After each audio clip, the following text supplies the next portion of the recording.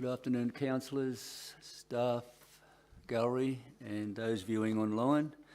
Welcome to Council's ordinary August meeting. I'll open the meeting with the acknowledgement of country. Richmond Valley Council recognises the people of the Bundjalung Nations as custodians and traditional owners of this land, and we value and appreciate the continuing culture connection to lands, their living culture and their unique role in the life of this region in the past, present and future. Mr General Manager, could you read the pair please, item 2? Dear Lord, we meet to serve our Richmond Valley community, to use our resources wisely and well, to represent all members of our community fairly, to make decisions that promote the common good. We recognise our responsibility to the past and the future, and the rights and needs of both individuals and community. As trusted servants, we seek blessings on our deliberations and on our efforts here today. May we act wisely and well. Amen. Amen. Item 3, public access and question time. We have 2 requests today. The first request is by Ms Liz Stops, and she'll be public access on item 19.1, delivery program progress report. Welcome, Ms Stops.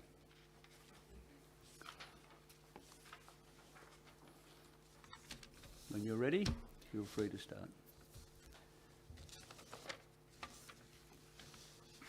So on page 16 of the delivery program progress report, it stated that new technology opportunities in waste fully explored for RVC specific outcomes in either a LGA or regional context.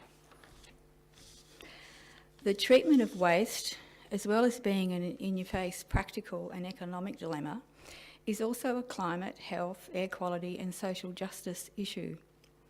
I'm keen to hear an elaboration from Council on the technological opportunities that were reviewed during Council's investigations into waste disposal, how they were selected for review, and if Council included climate, health, air quality and social justice implications in the criteria for assessment.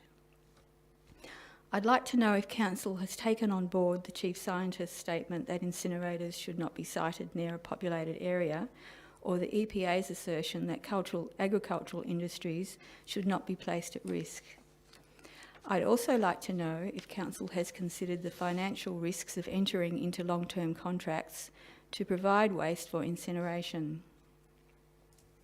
Harrisburg in Detroit is an example of a council that has been bankrupted due to its inability to fulfil contracts to an incinerator facility.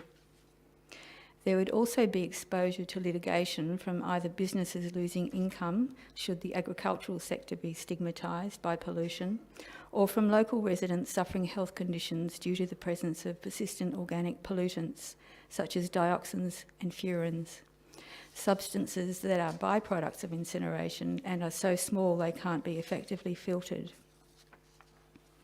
Recent research in Europe is reporting that the bottom ash that industry claimed for decades was safe to use as building construction aggregate is also full of dangerous persistent organic pollutants. They are forever chemicals. They don't break down and become inert. They just continue to accumulate.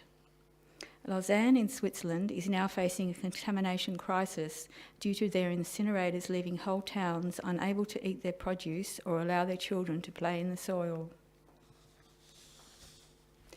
While we're all aware of some council staff and councillors visiting an incinerator site in Japan, I'm wondering why there has been, as far as I'm aware, no similar visit to a zero waste facility.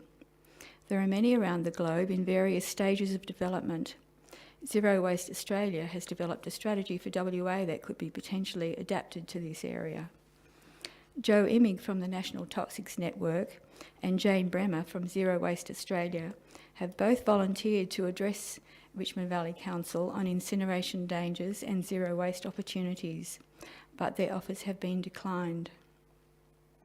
That would have been a great opportunity for Council to explore waste technologies that are rapidly growing and improving and would provide many long-term jobs. In Council's new technology explorations and as an interim strategy, I'm keen to learn if Council has considered anaerobic digestion, material recovery and biological treatments, or gas phase chemical reduction, which can be powered by green hydrogen. Material recovery and biological treatment is a system that combines biological treatment to stabilise fermentable materials found in residual waste with sorting equipment to recover materials that were not targeted, e.g. non-packaging plastics, or captured by separate collection. Gas phase chemical reduction technology involves the reduction of organic compounds by hydrogen at a temperature of 850 degrees centigrade or higher. Chlorinated hydrocarbons, dioxins and other persistent organic pollutants are chemically reduced to methane and hydrogen chloride. Unlike oxidation reactions, such as in an incinerator, the efficiency of these reduction reactions is enhanced by the presence of water in the form of steam, which acts as a heat transfer agent as well as a source of hydrogen. The reactions produce hydrogen, carbon monoxide and carbon dioxide from methane and water.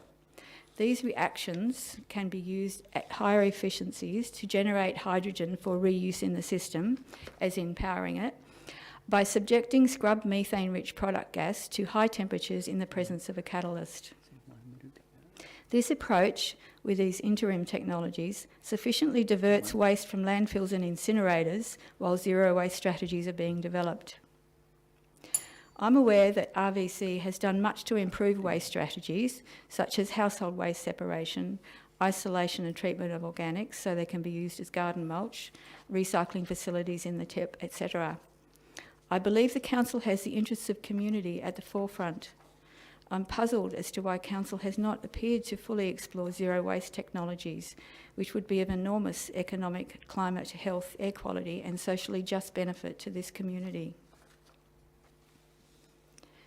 Would you like me to ask my questions now?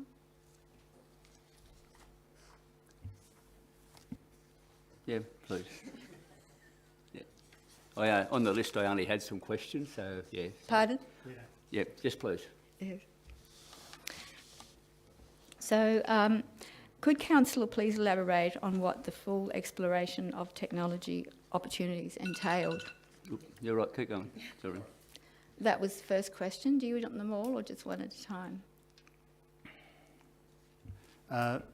Given the detail that you've included in your public access, because obviously there's a lot to think about in there, so rather than me respond specifically to those questions this evening, I think we'll take the questions on notice and respond in full to yourself, but also bring that as part of the next business paper. Okay. Thank you. I'm surprised. So that's it then.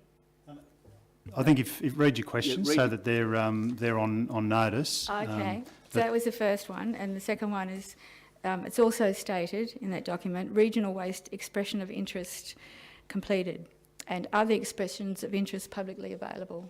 Is that one that you can answer? I can answer that one. It's currently under evaluation. The submissions are obviously commercial in confidence at the moment. No decisions have been made. Council at this stage haven't been briefed and obviously will be before we make any decisions. So that's where that one's up to. And we're also working with that one with other councils, so we need to obviously keep them informed, and there may be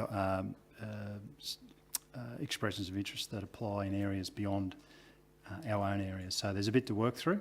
We had a good response, and we're certainly looking at all options, which may include some of those zero waste options that I'm interested in. What you've outlined there, I'm actually interested in the success of those things, because at this stage in Richmond Valley, we still have about 51% of our curbside collected waste streams going to landfill. And obviously our focus for us is to reduce landfill. Landfill is very expensive. It's environmentally poor outcomes as well. So our focus is on the science and finding solutions that get better value for money for our ratepayers. So my last question is, has Richmond Valley Council made any verbal or written agreements regarding strategies to deal with waste? So at this point in time, we have agreements in place for the disposal of our three waste streams. The landfill and green waste, they both go to facilities, separate facilities in Queensland, and our recycling goes to a facility in Chindera.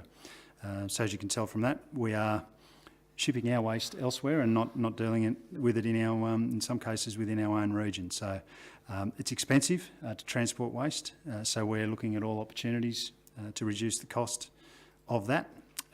We've got a waste management strategy in place, which was endorsed by Council in 2020 after community consultation. So that obviously guides what we're doing. So yeah, that's where. So that's the extent of, back to your question, of any agreements. So yeah, we have agreements in place.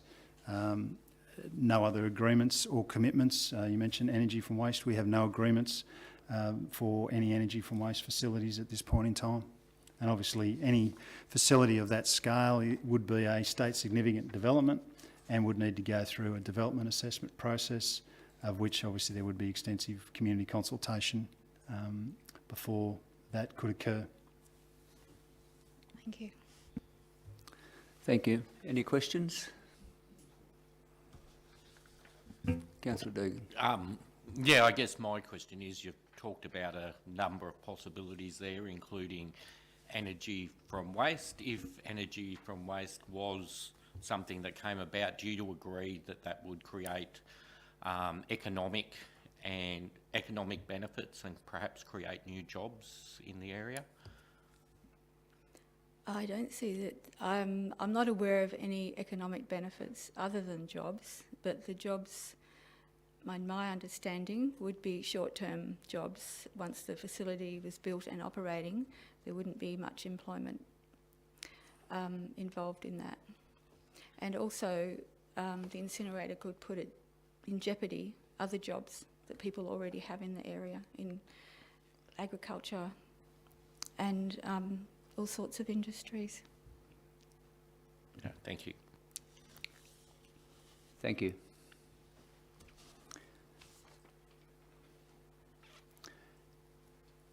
Our next speaker is Ms Jill Lyons, and Jill will also be speaking on item 19.1, Delivery Program Progress Report.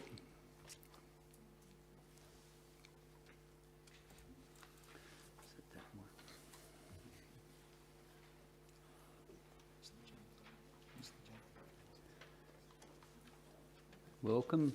When you're ready, please start.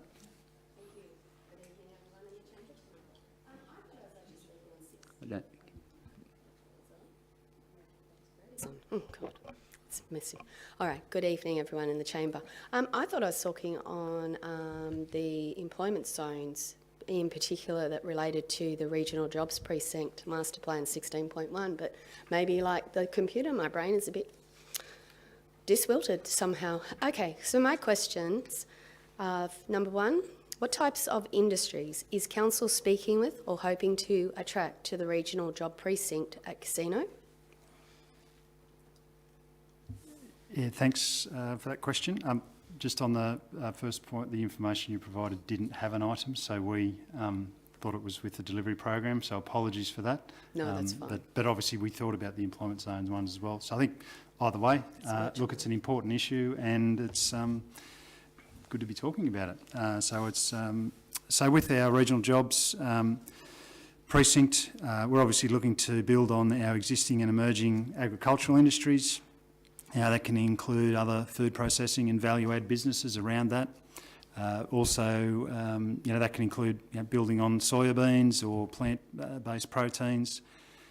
So that's an area that we're looking at. We're also looking at opportunities to attract technical services that might support agriculture and food processing, so innovations, as well as obviously logistics supplies, because with anything that you manufacture, it needs to be transported somewhere. So intermodal facilities or cold storage facilities. Other renewable energy operations and circular economy industries would also be considered. And so on that front, Regional New South Wales are working with us around investment attraction. So look, we're certainly looking at a focus around job creation and building on some of the great industries and businesses that we already have in the Richmond Valley. Great, thank you. Second question. Has Council had any interest from any industries in particular? So we have, and so building on that, we've had interests around food processing businesses, transport-related businesses, recycling and circular economy industries, and also alternate waste treatment technology providers, which is obviously part of that the regional EOI. So yeah, there's a range of industries that we've got interest from. We're being quite sort of measured in how we go through that negotiation process. So yeah, I think the future is bright. Sounds good, thank you. Third question. When does Council hope to have the RGP master plan completed and ready for public consultation? So the current timeframe for the draft Regional Job Precinct Master Plan and the supporting documents that will come with that, including a casino place plan, is for public exhibition in November this year. That timeframe has been delayed, and that's obviously been due to the impacts of both COVID but also the floods. So we're certainly looking forward to them being finalised. There's a lot of work that goes into this master plan, a lot of the technical studies that build on that, and the benefit of that is that they'll be done, which is how it will then streamline the planning processes for developments that may then come into our area. So November is our target, and we look forward to that being released, because I think our community will be really excited by some of the opportunities. Great. Hope so. Look forward to seeing it. Final question. How large is each site at the precinct? And if an industry needed more land, could they use 2 or more sites to accommodate their industry? So across the precincts that are identified in the Regional Job Precinct, there's a range of sizes. Lots range from 1,000 square metres through to many hectares. There's all the sites along Reynolds Road, some owned by council, some privately owned. So there's a range of opportunities. So as an example though, with council's recently released Reynolds Road Industrial Estate, 5 of those lots are around 5,000 square metres. And there's also lots of 8,000 square metres, 1.7 hectares, 2 hectares and 5 hectares. So they are large lot industrial properties. So we're certainly looking at industries that need that size. So we're being quite selective in our negotiations to do that. Just telling. So to the other question, if a proponent wanted to purchase 2 or more lots, if it was the right sort of business and that was the right spot for it, and they can negotiate with the owner of those lots, whether it be council or whether it be a private owner, I'm sure that would be entertained. Okay, great. All right. Thank you so much. Thank you for the opportunity. Thank you. Did you want any questions? No? Okay. And just in future, when you request to speak, could you just fill in what item it is? It just makes it easier for the staff for the agenda, please. Thank you.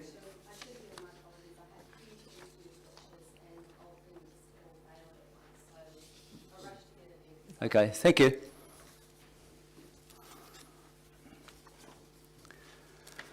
Apologies, we have a full house. Mayoral minutes says nil. Confirmation of minutes. We're on page 6, councillors. 6.1. Could I get a mover of the confirmation for the accuracy, please? Move, Mr Mayor. Councillor Morrissey, seconder. Second. Councillor Cornish. Anything with the accuracy? Put that motion then. All those in favour? Carried. Page 7, item 7, matters arising out of the minutes. Councillor Deegan. Yeah, I did give the General Manager a heads up to these points. Do you want me to read the questions out? Yeah. Could you just read what item it is so that the councillors... 15.1 Code of Meeting Practice.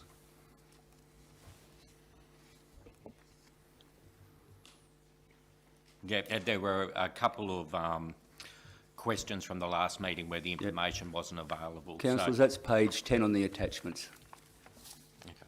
Yeah, so the questions were what criteria the General Manager would use to determine request to speak during public access on a matter of information under the Code of Meeting Practice, and that that related to somebody who had public access at the last meeting. And the other two questions were, if members of the public who weren't able to attend the meeting and wanted to participate in public access, and for example that might be somebody in Broadwater who doesn't have transport, could they attend by audio-visual link, and is public access limited to residents and ratepayers of the Richmond Valley? You got all that? Yeah, thanks for those questions, Councillor Deegan. I know this has had a bit of discussion, so I think it's important to get it clear where this comes from. So under section 355 of the Act, the General Manager has a role in ensuring councillors receive the support they need to perform their role, and that council meetings proceed in an orderly manner. So that's why we have a Code of Meeting Practice which sets out the public access at meetings, and that's at the discretion of the Mayor and or the General Manager. Where required, any consultation is a key part of the consultation between the Mayor and the General Manager is a key part of that process. So we certainly do that. I think an important point to note is that in my time as General Manager here, I've not refused any requests for public access, and actually at times provide flexibility so that people can come to a council meeting and be part of public access. And I think another point to make there is that public access isn't the only opportunity for people to take part in council business, to give you as councillors feedback, to give us as staff feedback and ideas. So public access is not just the one way to do that. So as far as assessing applications to speak in public access, things that I have to consider is the requirements of the Code of Meeting Practice, which has a requirement to lodge an application by 4:30 on the day before the meeting.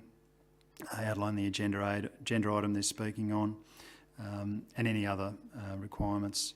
The number of speakers who wish to speak, the code does limit that to 6. So priorities given to those who wish to address council on matters that would be determined at that council meeting. If there was any unallocated time slots, consideration can be given to speakers who want to address other matters, matters for information where no decision is to be made. And then also another thing to consider is whether the matter is of public interest or may provide new or additional information to that already contained in a relevant report. So I think they're the sort of factors that we take into account. But again, just to emphasise that we encourage people to partake in public access. There has to be some boundaries put around that for circumstances where we might have a high volume of interest in addressing you as councillors on an evening. So the second question was around around live streaming for council meetings. So that's obviously firstly a comment around that. That's brought some additional things that we need to take into account. That can include when people present that they have, whether it's a PowerPoint or a video. So there is the requirement there for the General Manager to view that in advance of the meeting, and that's obviously to make sure that any material doesn't contain images or content that may be defamatory or inappropriate or offensive to those who may be in the gallery but also may be online. So we've needed to put that in place to protect any potential liability to the organisation. The Code of Meeting Practice does include the option for councillors to attend meetings via a video link with the approval of council. There's no specific provision in our Code of Meeting Practice for members of the public to address council via video link.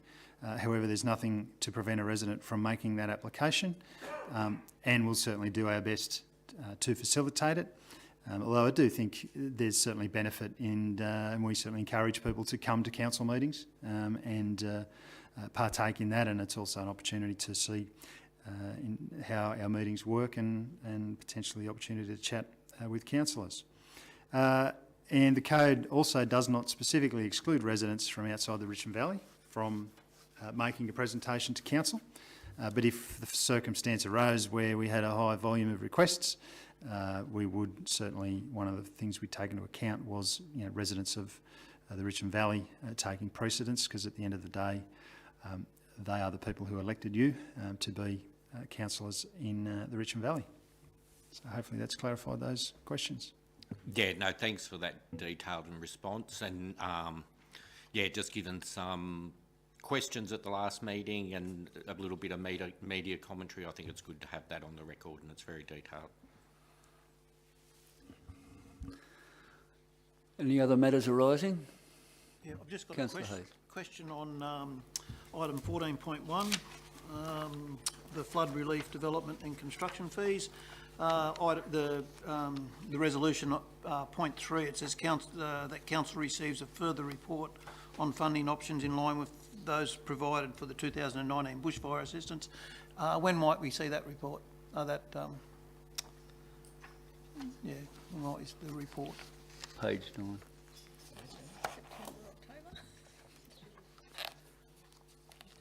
I think it's scheduled for September, is advice from our leader strategy. Yeah, okay. So next month. Thank you. And I think importantly by then, hopefully there'll be some outcomes from the flood inquiry report and any government response from that. So that'll potentially take, that may inform what could be addressed with that item as well, around development charges and the like. So that'll include something from the Construction Commission at that time, will it? The Reconstruction Commission? From the Northern Rivers Reconstruction Commission, yeah. So I think there'll be a range of, potentially, I mean, I'm looking into the crystal ball, hopefully there's some outcomes when there's that release of that report that will certainly be relevant to that item. So I think a September report would be appropriate. I think we did say that in previous recommendations, when that report comes out, there would be then a further follow-up report come to council out of those released. Any other matters arising? Declarations of interest. Any councillor got a declaration of interest? No. Mr General Manager, have you received any? No, none received. Nil petitions, nil notices of motion. Page 8, Mayor's attendances. I'll move that. Second, Mr Mayor. Seconder? Who moved it? You.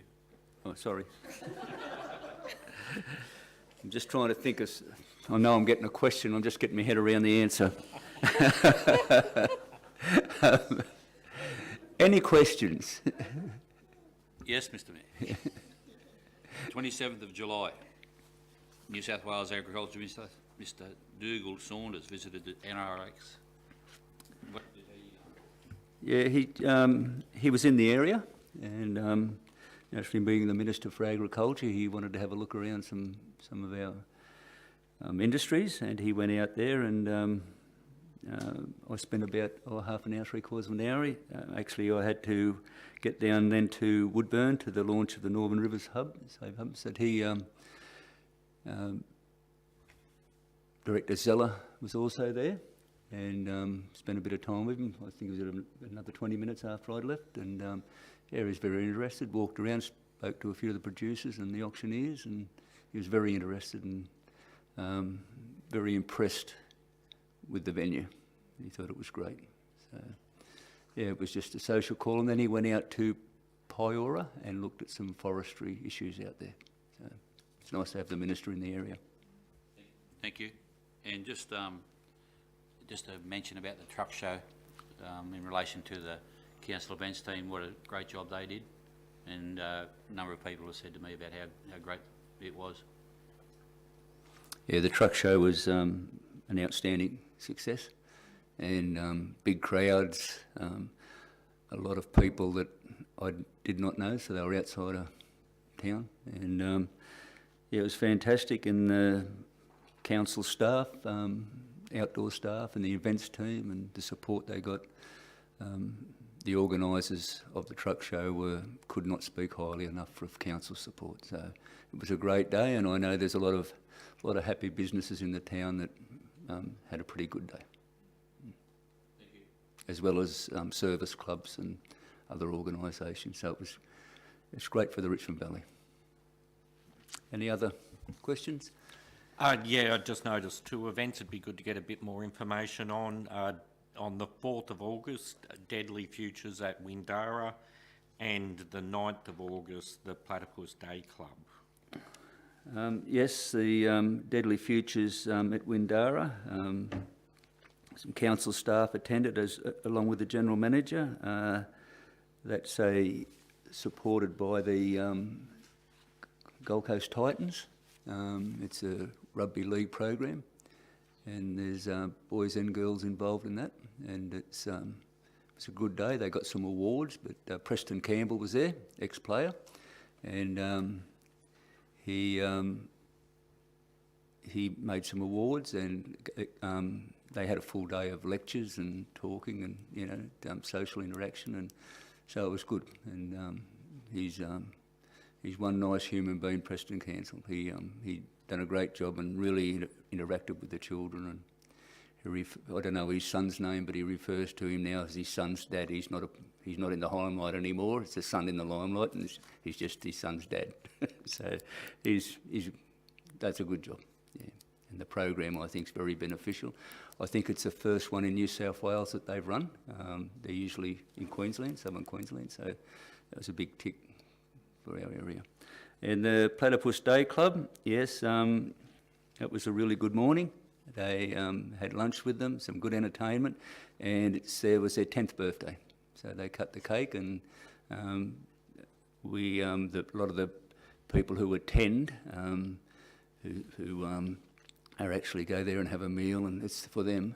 But I noticed that the won't call them staff, but the members, the volunteers who actually run the event every week, they enjoy it as much, if not more, than the actual the elderly people. And I know when the COVID hit, those people, the volunteers, missed it that much. They used to every now and then have a day out themselves so they could catch up with each other. So a very good organisation in our community. So. Any other questions? Put that motion then, that I move. All in favour? Carried. Delegates' reports. On page 9, we have one delegate's report from the National Sale Yard Expo. Could I get a mover, please? I'll move that, Mr Mayor. Councillor Morrissey, a seconder. Yeah, second. Councillor Hayes. Councillor Morrissey.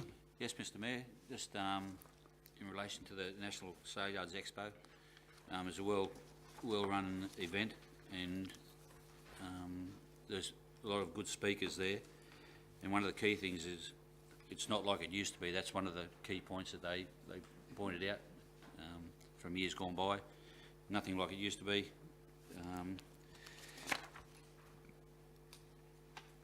And unacceptable behaviour isn't addressed. It isn't addressed. It becomes a risk.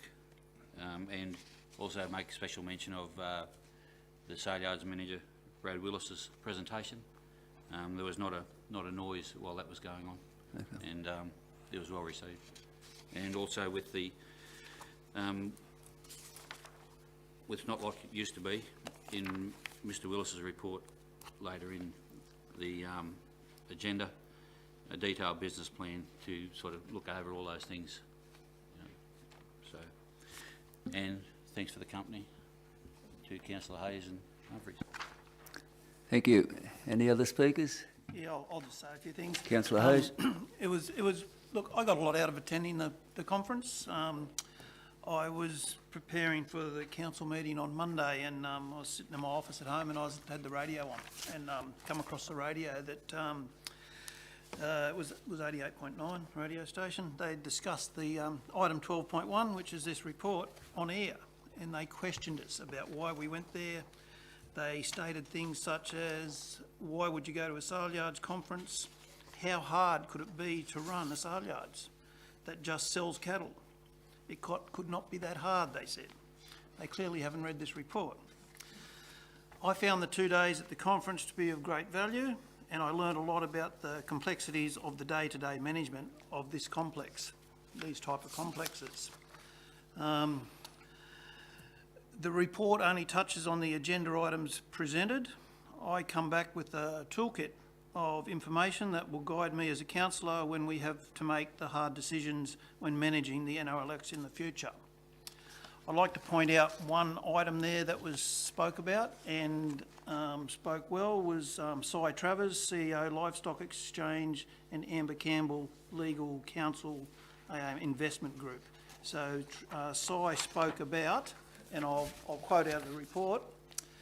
He said, Cy talked about unacceptable behaviour as being a legacy issue, a result of lack of behavioural management and attitude of entitlement, and that sale yards had failed to transition to a modern workplace.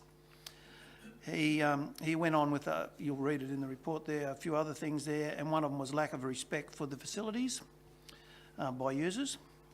He made the following statements: a sale yard is a business. In many cases, it is a public asset. It is not a community service. It is not an entitlement, and an attitude of entitlement had to be changed. Okay. He went on to say, however, conflict doesn't fix a conflict problem, and therefore mutual respect and consideration of others is necessary to make positive progress. That's something that stuck in my mind. We got to mingle and mix with other sale yards, groups that run sale yards, not all councils, some are independent, and most of the conversations we had around that topic was that it's the same everywhere. Every sale yards that I spoke to face similar issues, and they also face issues with current and future threats to this industry with the diseases that were filled in on up there. So, look, it was interesting. It was worth going, and I got a lot out of it. So, thank you. Oh, and Brad's presentation was great. He got everyone's heartstrings with the dairy cattle floating away in the floodwater. So, good. Any other speakers? Yes, thanks, Mr Mayor. I too, it was an outstanding expo, particularly the first day. It just rolled along. Every address was just straight to the point. I would like to just add a bit to the report.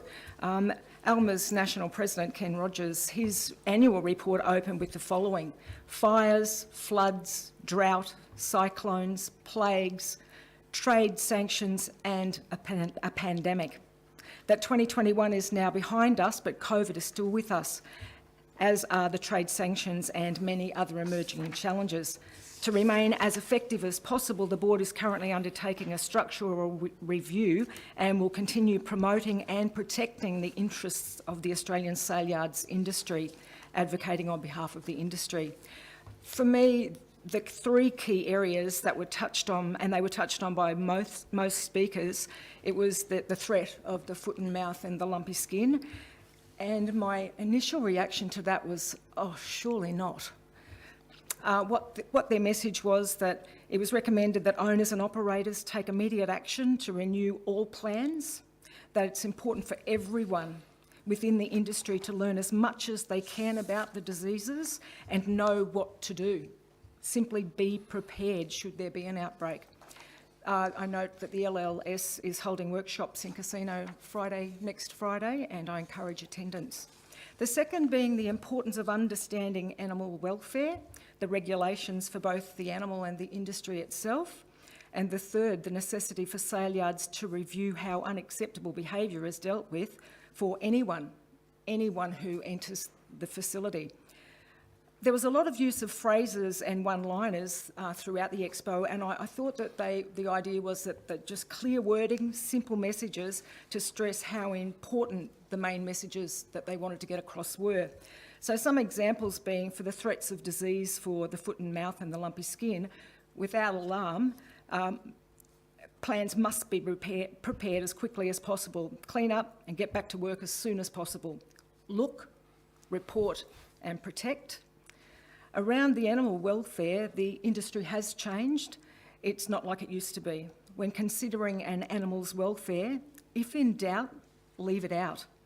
Feed well or sell, and only sell when well.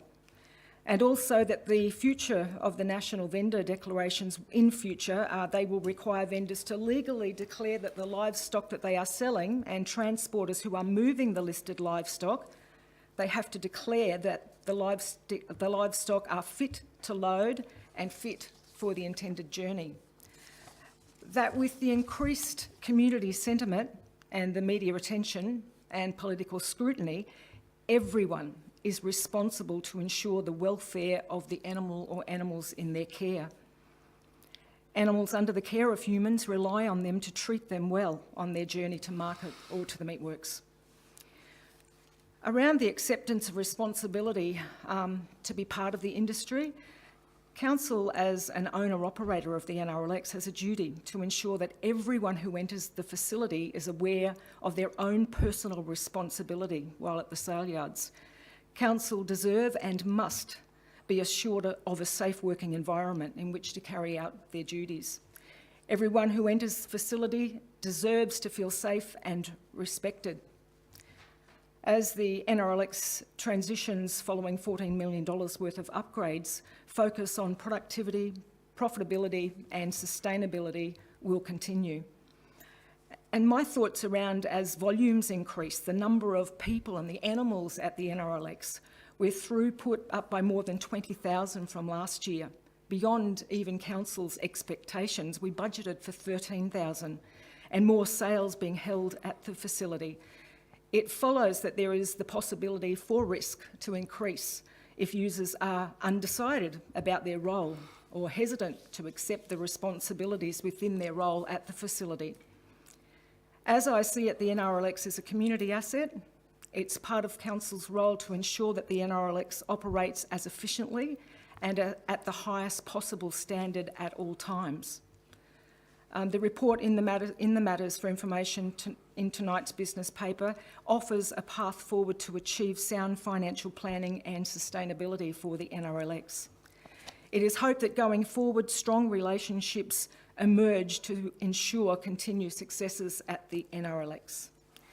In closing, I would like to say thank you to the NRLX manager, Brad, for flying the flag at the Expo. His address was riveting. It held the attention for the whole entirety, and it was obvious during the Expo that Brad has forged good relationships and contacts within the industry. Thank you very much for the opportunity to attend the Expo. Councillor Hayes. Just one more thing in the report, and you've probably all read it, on page 10, the social value of sale yards. It needs highlighting. It says there the social value of sale yards project found that the social values of sale yards found that sale yards are critical to the social fabric of regional communities. Research confirmed that sale yards create a sense of belonging and connection amongst users and reduce social isolation and loneliness.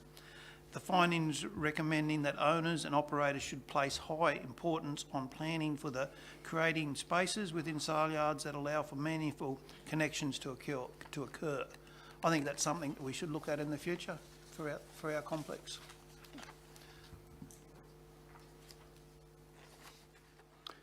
Any other speakers? Councillors, I've just replied to what Councillor Hayes said earlier in his talk. I can't understand why anyone would question why councillors would attend a convention like this. The councillors are encouraged by the Office of Local Government to seeking information and training. The sale yards are a cog in the beef industry wheel, a big cog. There was over $200 million of sales there last year. And at the end of the day, councils made the strategic decisions of what happens at sale yards. It's not there every day to day, but we have to make decisions out there.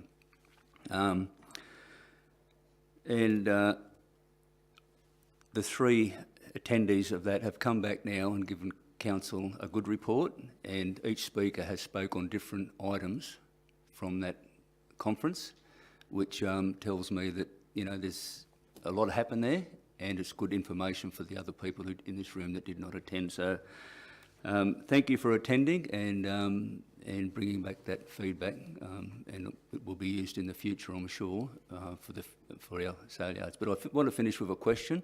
I've attended sale yards conferences previously on occasions, and usually they have a visit to a venue in their area, and the first thing I usually do is compare that sale yards we visit with ours, just to see if there's any improvement. So I'd just like to get a bit of feedback comparable of what you've seen up there, if there was a visit.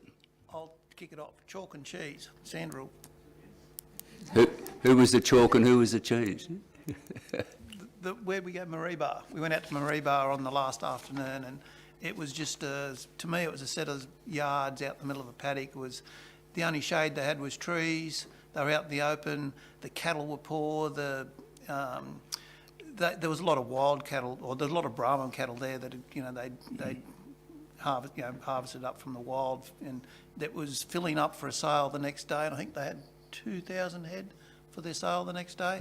But look, they were in mud, they were in dust. They had workers there that, you know, work safe health. You know, I think there were some issues there with that yard, and I think that's why we were taken there. I'm not real sure, but yeah, it was pretty poor. So. Thank you. Thank you for the question, Mr. Mayor. I actually didn't bring it up at all because I think the time could have been better spent. It took us an hour and a half to get there and an hour and a half return. Probably a nice cup of coffee and a nice piece of banana cake or carrot cake. But they could have done something virtually to show us. And the gentleman who spoke to us, the manager there, he gave some interesting information. But the time, I think it was poorly spent to see what we saw. Any other speakers? Right a reply, Councillor Morrissey. Just don't know how to answer your question, Mr. Mayor. That's all I was trying to think. But the other two did a pretty good job. Thank you. Probably a little bit worse, actually. And no right a reply. Thank you. I'll put that motion. Oh, Just before I go, I don't know what the other sale yards are like across the country, but I think the one we went to and ours is a brilliant complex. You know, all right. and We've had right a reply, so I'm going to have to put it to a vote. All those in favour? Carried.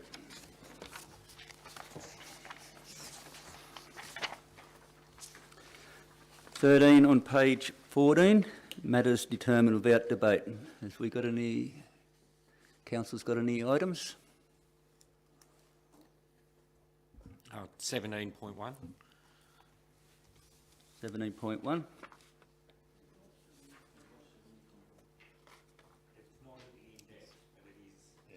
Yeah, yep. 17 point, that's the local government recovery grants nomination projects.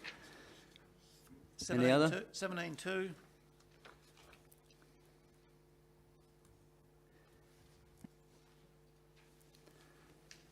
All right, any other? 14.1, thank you. 14.1.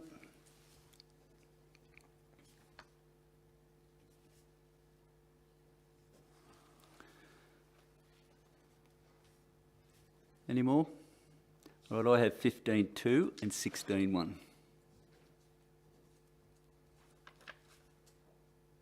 Last call. So, councillor, I believe that leaves us with 15.1 and 17.3. Is that correct? Yep. I need a motion for 15.1 and 17.3, please. Moved, Mr. Mayor. Councillor Morrissey. Seconder. Second. Councillor Humphries. Put that motion. All those in favour? Carried.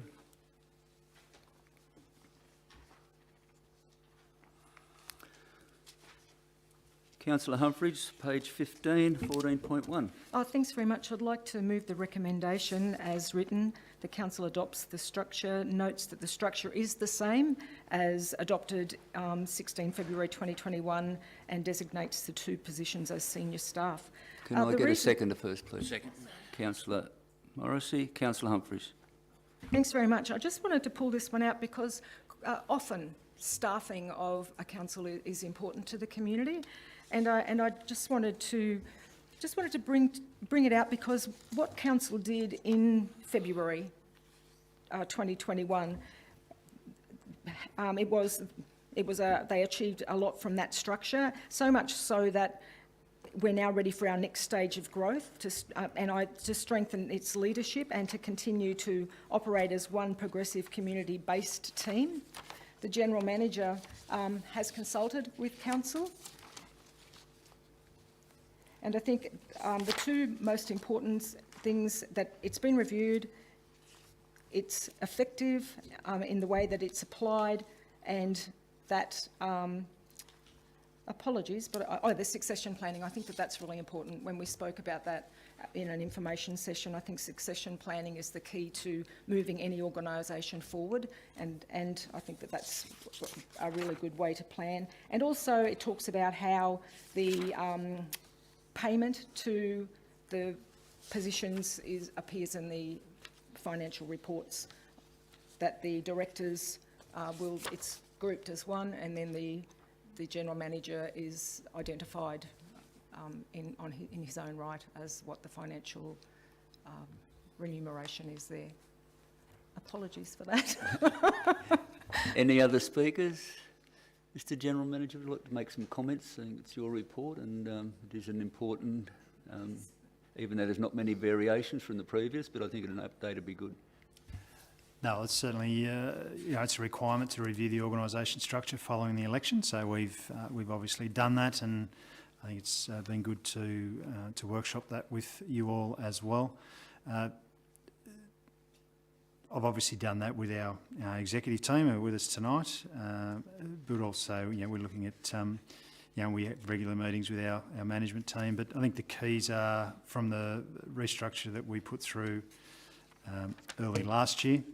Has really set our organisation up well, and I think what we've dealt with over the last 6 months or so has shown that we have good leadership, we have a real team focus in how we do things, and that builds on that, as Councillor Humphries identified, that succession planning, because for succession planning you need other people to know what your role is and be able to step in when something happens. So we've certainly focused on that, and again that builds in that resilience that we've shown to be able to handle the floods and everything that's been thrown at us since then.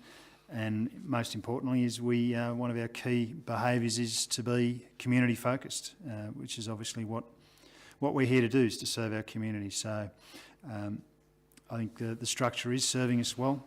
And the executive team, I'd like to thank them for their efforts in their first sort of 18 months as a group, and also obviously the organisation who has got on with the job and continues to deliver for our community. So thank you for supporting this structure and enabling us to get on with the job. Any other speakers? Thank you.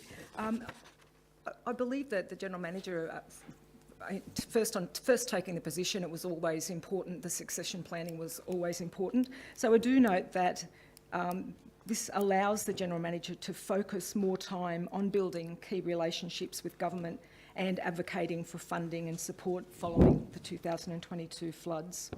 And we believe, in recommending this to us, and I'll be supporting it, we believe that the existing structure, with the few minor adjustments, will ensure ongoing efficiencies and equally important to succession planning. Thank you.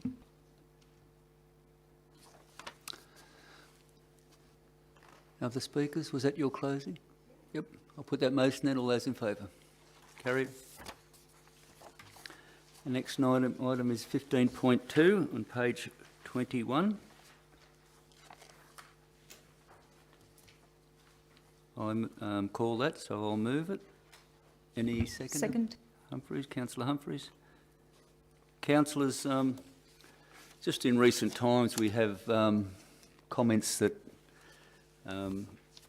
council are losing money, and I just want to bring to everyone's attention that it's really not factual. In every report we do see that a statement in there that the advice received is that these products are long-term investments and need to be treated as such. The benefits will only be realised at the end of the investment. Now, last month was a pretty poor month, but if you look at there, this month, the council gained in the investment holding 450,000.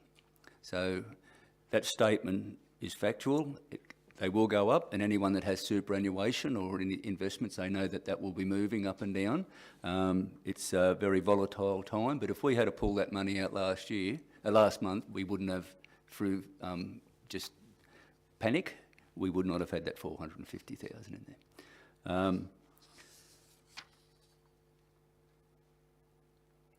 And I note on page 22, it should be noted that despite the variation in returns, there has been no impact on the principal sum originally invested by council. So the only, actually when we lose money, is losing on the interest that we've gained, and when we gain money, it goes back onto that interest. So yeah, I just wanted to get out there because there are sometimes rumours or misinformation around. So it's just something, it's a long-term investment, and we just have to ride it out as we go along, because as I said, if we pull that money out, we wouldn't be had that 450,000. So I'll, any other speakers? I'll put that motion then. All those in favour? Carried.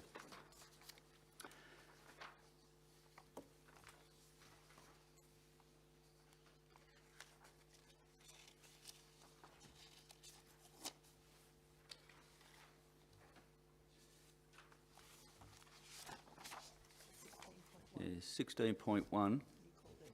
Yeah. Yep. I'll move that recommendation. Second, Mr Mayor.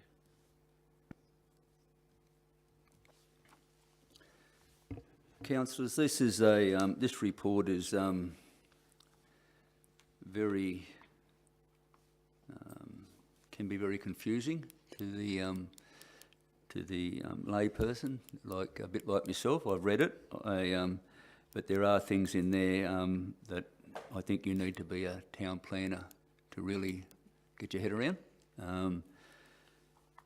But a lot of this, I believe, is coming from legislation, state government legislation, and we have to work our planning procedures around their legislation. So I just want to get that on the record that it's not all coming from Richmond Valley Council. It's needed to be done. Any other speakers? Councillor Deegan? Yeah, I'll just comment. Yeah, it is, parts of it are definitely fairly complex, and I did have to read it a few times and check references and so forth, but it's obvious that there is a lot of work and a lot of effort that's gone into it, and it looks as though the changes have actually simplified the processes and probably picked up a couple of issues across the Richmond Valley that needed to be addressed. Yeah, it does note that deferment in relation to the jobs precinct, that's just a matter of we're not at that stage yet for that report to be finalised. I guess I'll ask that question. Yeah, these reforms specifically excluded the regional job precinct outcome because they'll be dealt with, hopefully, within the next 6 months. So they'll be dealt with it as a discrete piece of work. Yeah, but overall, I think it's yeah, it's very obvious that there's a lot of work gone into it, and yeah, I think it's obvious that there are improvements. So. Yep. And any other speakers? Just in closing, it has been out to consultation, and that consultation has been taken into consideration. I'll put that motion then. All those in favour? Carried. We now go to 17.1. Councillor Deegan. Yep, so I'll move that. Second. Yes, I made some notes on this. Yeah, so, yep, the local government recovery grant projects is obviously a great program from the state government, and it to support communities impacted by the recent floods. And it notes in the report that this is for projects that are not eligible through other disaster recovery programs. Keeping that in mind, I think that the projects selected are really positive, and that staff have come up with some really positive initiatives. The standouts for me, I think that the additional customer service officer assisting in dealing with the increased demand is really good. The initiatives around solar-powered electronic charging stations and mobile emergency amenities and support facilities, I think that's really proactive in terms of what we've seen in the recovery from the March floods, and to prepare the community for any events that hopefully will be in the distant future. And I was particularly interested in the road conditions survey technology, and there is a bit of an explanation in the business paper around that technology and how it works, but I guess for my curiosity and the interest of anybody listening who may not have read that detail, is the General Manager able to, through you Mr Mayor, is the General Manager able to expand on that and give a bit more detail? Mr General Manager. Yeah, I'm happy to expand on that, because I know how much time we're putting into having people on our road network at the moment, assessing it by, in some cases, walking the network with a device to identify deterioration. And so there's a lot of work has to go into that assessment process to then justify the requirements of the natural disaster recovery funding, so that we actually get the money back to fix the roads. So it was certainly an observation of mine, and so I threw the challenge to our assets team. Surely there's got to be a better way. So they had started to investigate what other options there are, and they have found some technology that can do this, and so this funding obviously provided a good opportunity to set ourselves up better for future natural disasters, so that you can actually attach the device to a vehicle and drive the network, and then put that footage into a program that does the assessment for you. So I had a bit of an inkling there had to be a way to do this more efficiently. There will be obviously the outlay to get this technology and train staff, but I'm certainly looking forward to the next time we get hit with a natural disaster, we can do our assessments really quickly and fix our roads more quickly. So I'm not sure whether our directors had anything they wanted to add to that. No, I think I've covered it. Thanks. Any other speakers? No, councillors. Look, I had this tag to call also, but I just think when you have $2 million come to your community, I think there's some really good items in here, and Councillor Deegan's touched on a few of them, but one that sticks out to me is the Norton's Gap road studies. We all know how vital that road is to our community, and we see a lot of chatter on Facebook. This road will be funded by grants, but council's allocating money to get the studies done, and not wait for that money to come in from the grants, which could take a while to actually do the studies. So yeah, I think it's $80,000 well spent, and hopefully when we get that information, it'll feed into an early grant allocation, so we can get that road one way or the other back in service for our community, because it is a high-use road. And the Tatham bridges, I don't know, they're starting to get wonkier and wonkier, and yeah, sooner or later that they have to be addressed, and I think same thing there. Once we get that information, it will maybe hasten some grant money to fix those. Any other speakers? Mr Mayor, if I might, thanks. With that $2 million, that comes on the back of a $1 million grant that we received in March. There's also the $375,000 ear-tagged for supporting the pound operations. The 15 projects are indeed worthy, and building back even better, I noticed on a couple of the projects, building back even better I think is also a worthy way to go. Other speakers? Councillor Deegan to close. Put that motion in. All those in favour? Carried. 17.2 on page 40, Councillor Hayes.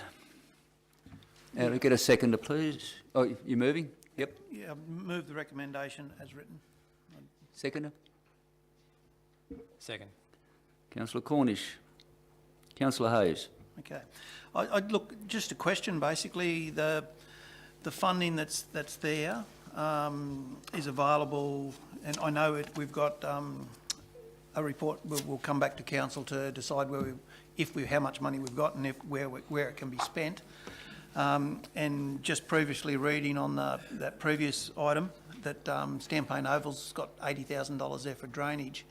Since the floods, the Oval's been used excessively by all the surrounding sporting bodies, and it's a juggle. Okay, they struggle without a second rugby ground there, and I know that there's the user groups are looking down the throat of wanting to put another rugby field on there so they can have rugby league, rugby union, soccer, whatever it takes, whatever can use those fields. I'd like that this money, when it's considered and when it comes back to council, wherever it comes back to us for a decision-making process, that there's been some communication with those clubs prior, so that we know how they're feeling about it and what they'd like to do. So if there can be some money allocated, and it seems silly to do, I don't know where that drainage money is going to be spent, but if it's associated around the position of that new field, it needs to be collaborated so it's spent together and done together if we're successful in directing money towards that project. I think it's something that Evans Head's grown to and will need. When the flood users move on, get back to Woodburn Oval, there's still going to be a need there for it. I think it's time. I know the clubs are in agreement about it at the moment, which is rare. So now might be the time to approach them and talk to them. Okay. Mr General Manager, do you want to respond? Is it there's a Stampane Oval master plan? I think there is. Yeah, Is it identified in that? Don't think so. There was not that I know of anyway. No, that you need to look into. I'm pretty sure it's not. Yeah, no, we'd have to have a look at it. I'm pretty sure we've adopted a master plan for Stampane Oval. Not too long ago. That could mean it's 2 or 3 years ago, and lots happened in the last couple of years. But we would need to go back to that to identify to see what it identified as location. So I think it's a good point. If the demand is there, I know that one of those clubs I think was using the high school, so I'm guessing that that's no longer an option or a desire. So we can have a look at, the first step would be to have a look at the master plan, but I'm sure Director Zella's team can have a look at it and have a chat with the groups and see what the options are at least. You're right, if we're going to spend $80,000 on drainage, let's make sure we spend it wisely with the future in mind. Just a comment on that. The facilities at the high school oval are too far away from the ground. Toilets are a mile away, so you get issues with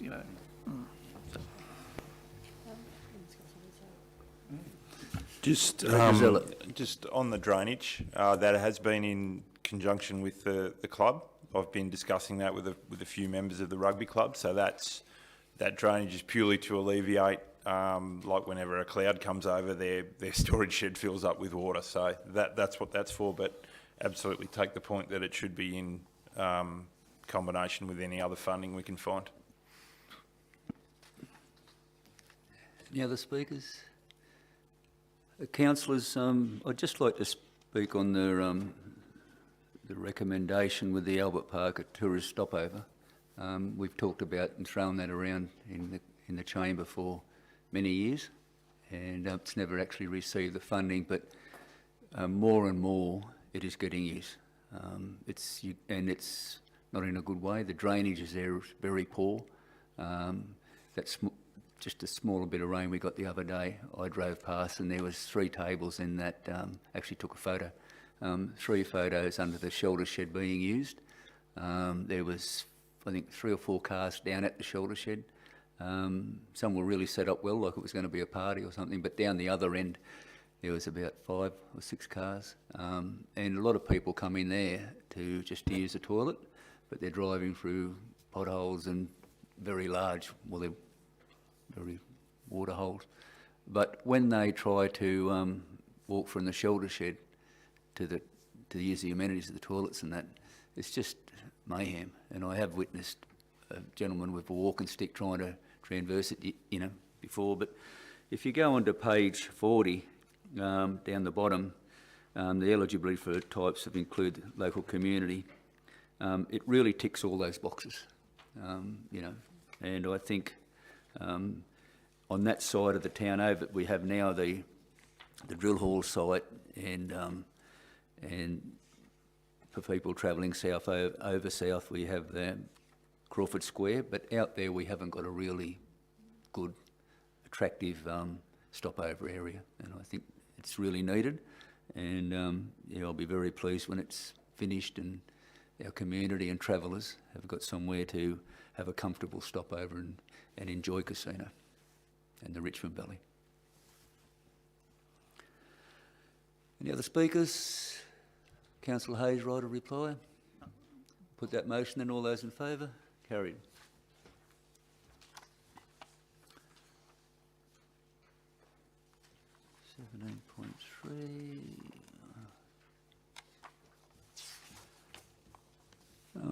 Page 54, item 18, general business is nil general business. 19, matters for information. Can I get a mover, please? Move this, Mayor. Councillor Morrissey, a seconder. Second. Councillor Cornish.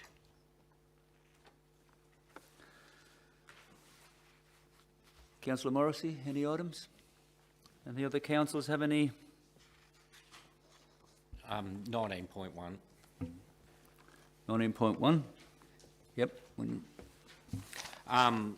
Yeah, this is another very detailed report, and the associated attachment, which has that traffic light system denoting progress, has a lot of green lights, which is very positive. Very few red lights, and with projects that are behind schedules, there's detailed explanations as to why, and in most cases that's due to restrictions during COVID and as a result of the floods and the flood recovery. I did note during the public access from Ms Stopps in relation to, there was one of the points around alternate waste solutions. She mentioned that I didn't get the names of people from, had approached council to speak about zero waste, and that those offers were declined. Do we know if that is the case, or? Yes, some time back. Thanks.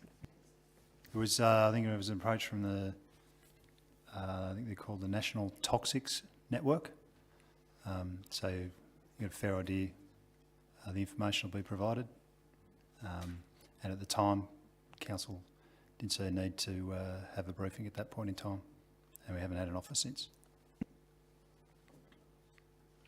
Thanks. Councillor Hayes. Yeah, 19.3, the Northern Rivers Livestock Exchange statistics. Just a comment. You know, the statistics, the income stream there and the turnover out there is massive. I'd just like to point out that, The estimated agent's revenue share of 5% commission at $10,521,000 is an increase of 47% on their last year's revenue, which is great, and don't begrudge them of that whatsoever. But then above it, we've got the council revenue share of $2,126,000, which is an increase of 4.3% on last year. Quite a bit of difference. So, just so that we're aware, I think that's a pretty important piece of information. Thank you.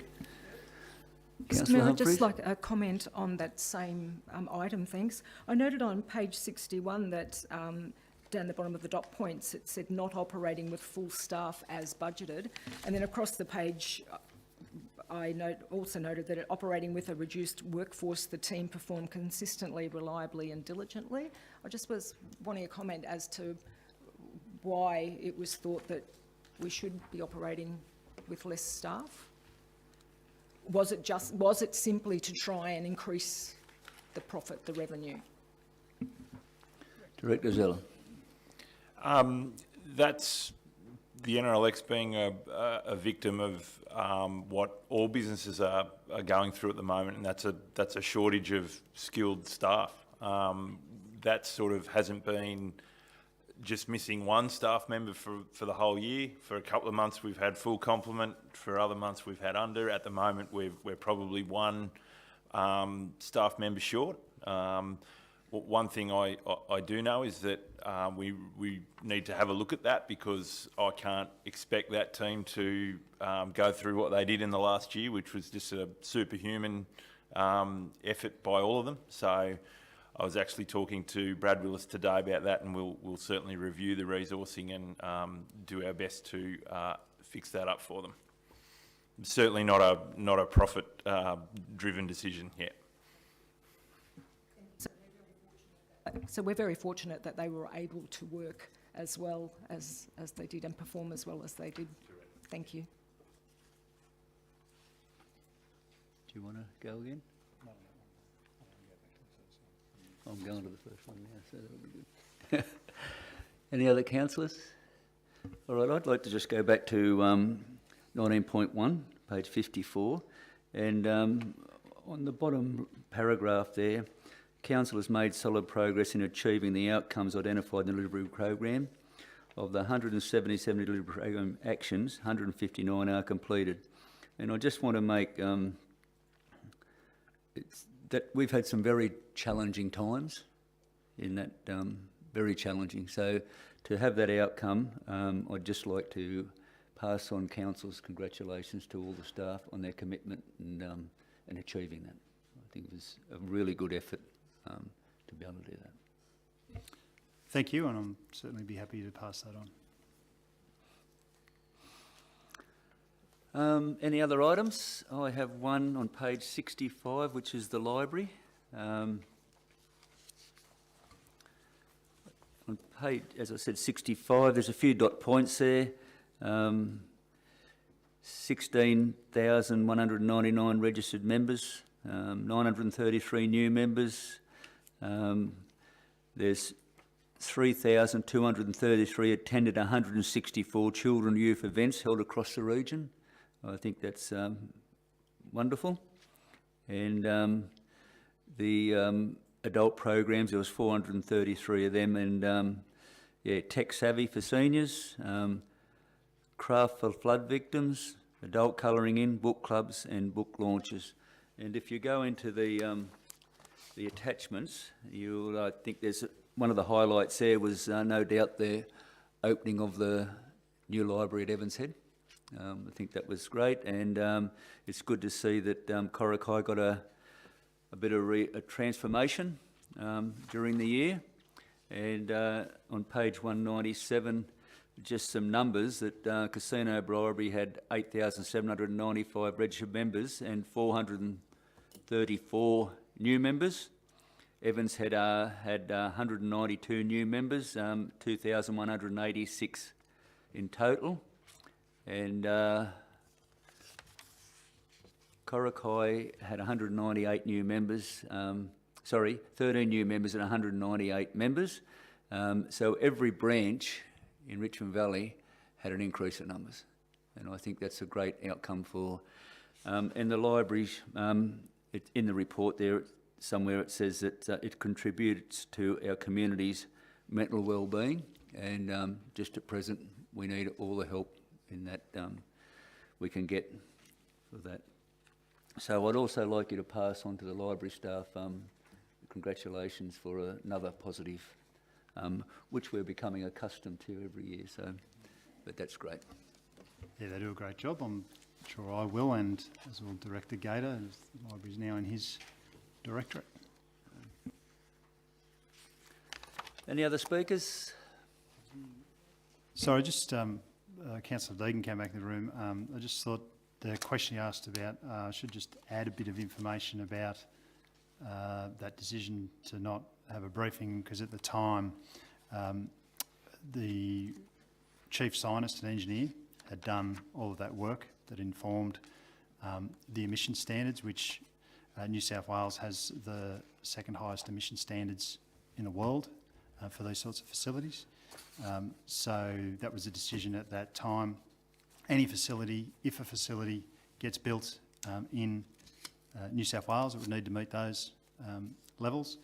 There is a facility being considered as part of the Parks Special Activation Precinct, and there's actually a useful fact sheet that the New South Wales Government put together on the emission standards and what these facilities and the technology that's in these facilities actually release into the atmosphere. So I'm sure a Google search will find that fact sheet that was issued along with a media release which updated their community on their progress. So I just sort of should add that as to why that decision was made at that time. And as all councillors would know, there has been no proposition for any waste, only the contracts we have in place currently. Councillors haven't been briefed. Any other speakers? Councillor Morrissey. I'll put that motion then. All those in favour? Carried.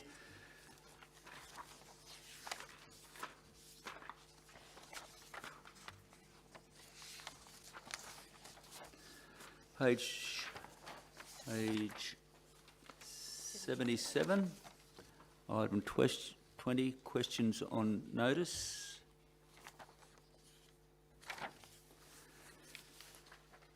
Councillor Hayes.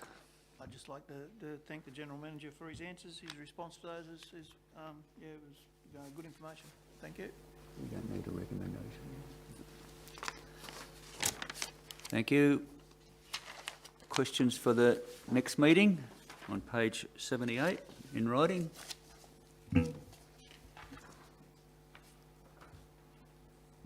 Yes or no? Anyone? Yeah. Oh, Councillor Deegan, sorry. This is something that I've had a few questions about for a while, and when I saw a couple of points on the agenda and then the items for general business, I thought I'd put something together. I've got it written here, but there are a couple of last-minute changes, so I'll try to read it off the board. So, noting the references to the regional jobs precinct and the expression of interest for regional waste solutions during to tonight's meeting, I note that on the 8th of July this year, new legislation came into effect, and the name of it's there. The legislation bans energy to waste facilities in New South Wales apart from 4 locations, including the Richmond Valley Jobs Precinct, and in locations where it replaces less environmentally sound fuel. Understanding that the above EOI might or might not result in proposals for energy for waste, can a report come to the September ordinary meeting addressing the following points?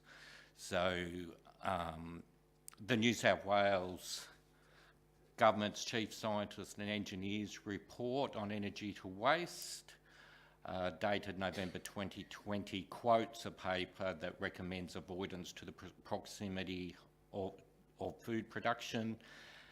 As the regional jobs precinct is identified in the above legislation as one of the possible locations, do the businesses of casino in the Richmond Valley and local agricultural industries meet the definition for food production, and how does this possibility fit? Maybe we'll change that to that noted recommendation from another document. The New South Wales EPA Energy from Waste Infrastructure Plan dated September 2021 indicates energy to waste should be located away from high density residential areas due to risks from pollution. If energy to waste is unsuitable for high density residential areas due to pollutions, what are the risks, if any, for areas with lower populations? And the final point might just expand. Richmond Valley Council's current practice is to landfill 50% of its waste, and I think the General Manager quoted was actually 51% tonight, neither here nor there. What are the environmental impacts of this practice, and how does it compare to alternative options? I'm happy to take feedback from the General Manager on the question. Yeah. Can we scroll back up to the top there where he cites the legislation?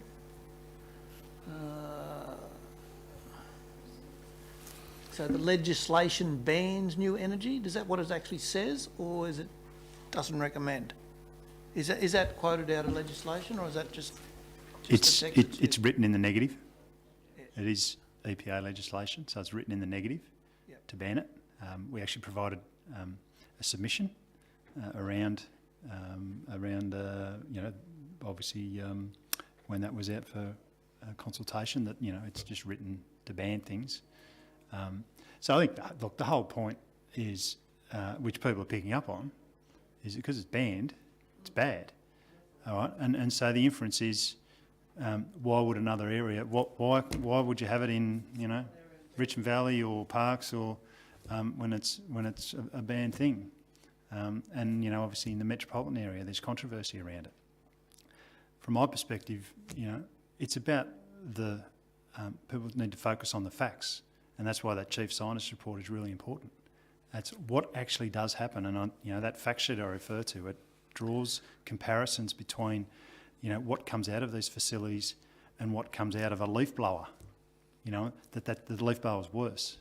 You know, so I think that's the important point, is for people to listen to the respected chief scientist and the comparisons that are coming from there, and also what's happening in other jurisdictions across the globe.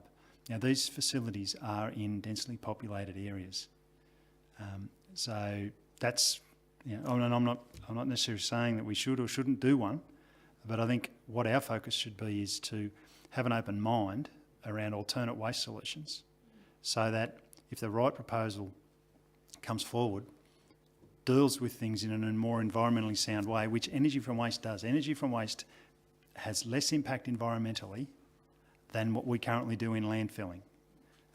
And I know people want us to get to zero, but we're at 51% landfill, and that's after a 3-bin system, education programs, all sorts of things over the last decade. And that's not uncommon across New South Wales.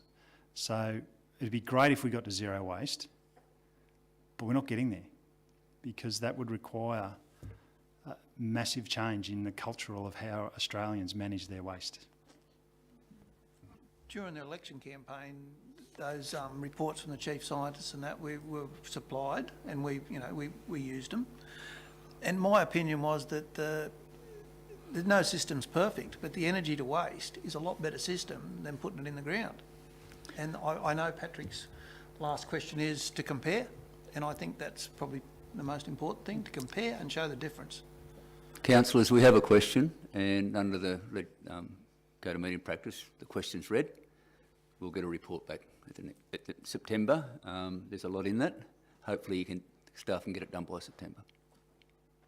And I'll, if I'm able to add, hopefully this does clarify some of those questions. Obviously there's people in the community who have questions, including myself, and if this can clarify some of those questions, okay, that's a positive. Okay. I think we'll do our best to get it, get something back in September, because I'm sure, I'd imagine from tonight's discussion, there might be some commentary. All right. Item 22, I need a motion to go into closed council, please. Move, Mr Mayor. Councillor Morrissey, Councillor Hayes, second.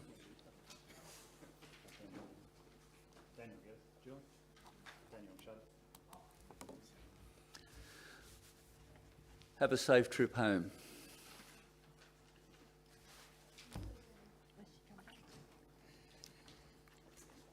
Before he closes it, hang on, Daniel.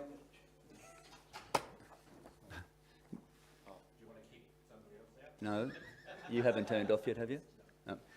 Mr. General Manager, has there been any written representation made regarding this meeting going to closed council? No, there hasn't. Any verbal? No. I'll put that motion then. All those in favour? Thank you. Councillors, you have a separate agenda for the confidential.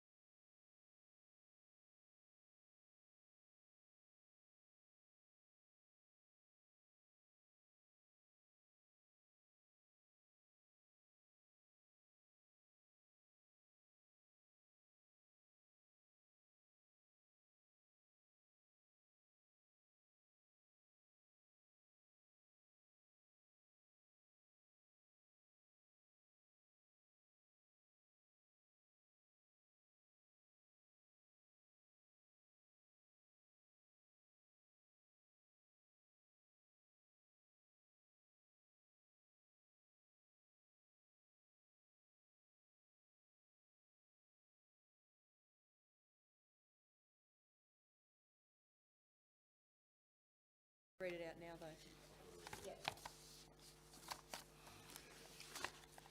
though. You mightn't get the job, the general manager might.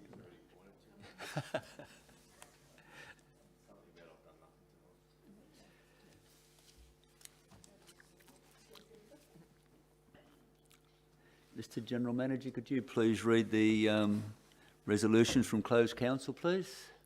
I'm happy for Director Gator to do that, his reports. Thanks. Director Ron. Gator.